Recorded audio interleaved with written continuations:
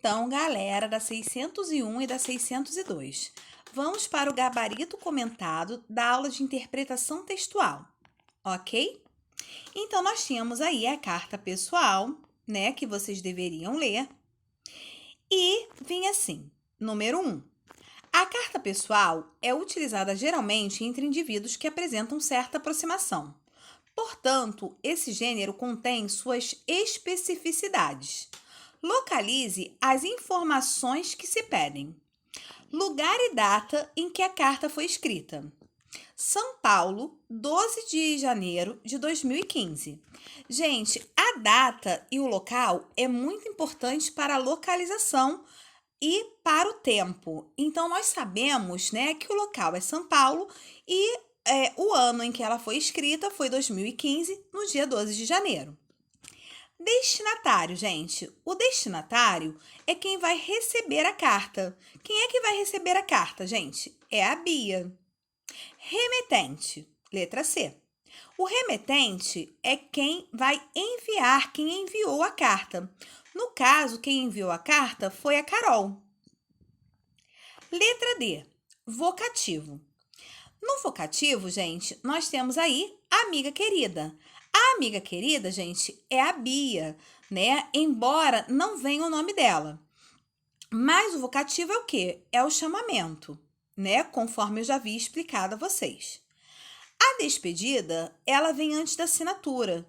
E aí, a despedida utilizada pela Carol foi beijos grandes e enormes abraços. Espero ansiosa sua resposta. Na número 2, qual o assunto principal da carta? A tentativa de namoro de Ana e Adriana, sendo que Bia gostava do menino. E se vocês observaram no texto, a Ana, ela não aceitou namorar. Por quê? Porque ela ainda era muito nova e não pensava nisso. Número 3.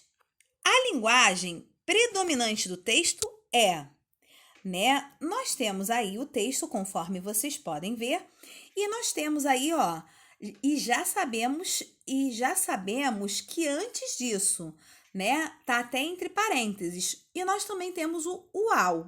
Então essa linguagem, gente, é uma linguagem formal, uma linguagem utilizada quando a gente tem intimidade com a pessoa. Então vamos lá. A carta geralmente é escrita em primeira pessoa. Localize um exemplo disso no texto. Estive pensando muito em você esses dias. Quem esteve pensando? Eu. Eu estive pensando. Então, o verbo mostra que a carta está escrita em primeira pessoa. Tenho muitas saudades de nossas conversas, Bia.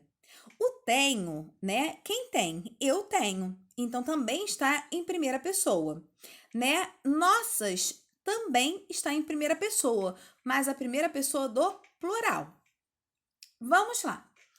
Aí embaixo vem um e-mail que vocês deveriam ler, né? E com certeza vocês leram. Aí vem assim: esse texto foi escrito para. A resposta da número 5 era, letra D, fazer um agradecimento. Como nós podemos ver aqui no texto, ele já no início, né? Ele vem falando assim: gostei muito da sua história e decidi testar os seus métodos. Olha, preciso dizer que me surpreendi. Eu já tinha alguns sites, mas fui seguindo suas dicas e mudei muita coisa em meu site e foi instantâneo. E aí ele vem falando, né, que lá na última aqui, ó, eu quero realmente agradecer, pois sinto que estou prestes a ter um estilo de vida que sempre desejei para mim e para minha família. Aqui ele já demonstra também agradecimento, tanto aqui em cima quanto aqui embaixo. O trecho que apresenta uma opinião é: suas dicas são simples de fazer, mas os resultados são surpreendentes.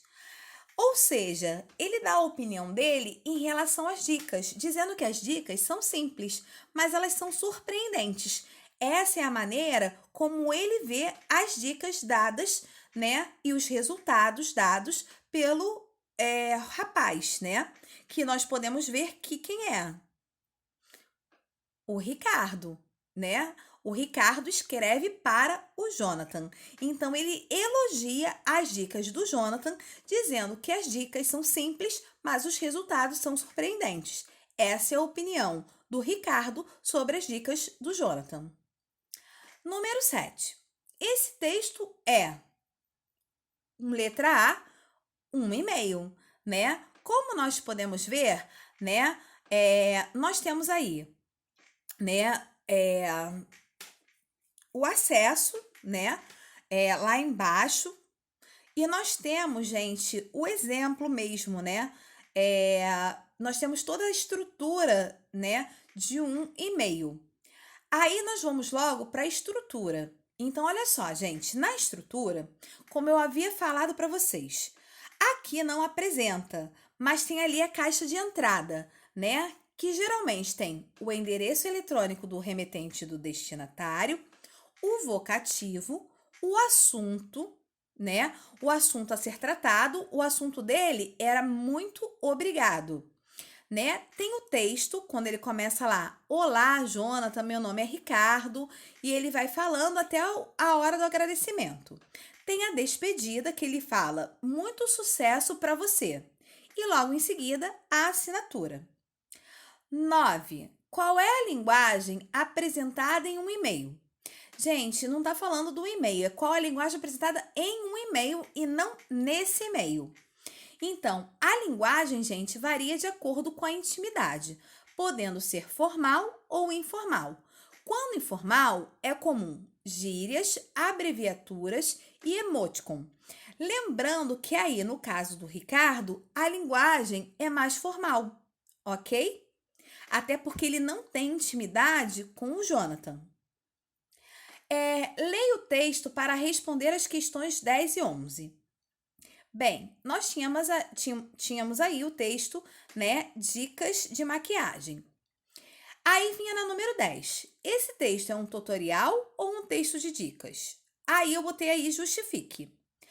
Um texto de dicas, pois dá sugestões de como fazer uma maquiagem. Gente, sugestão não significa que a pessoa precisa fazer igualzinho. Número 11. Qual a diferença entre um tutorial e um texto de dicas?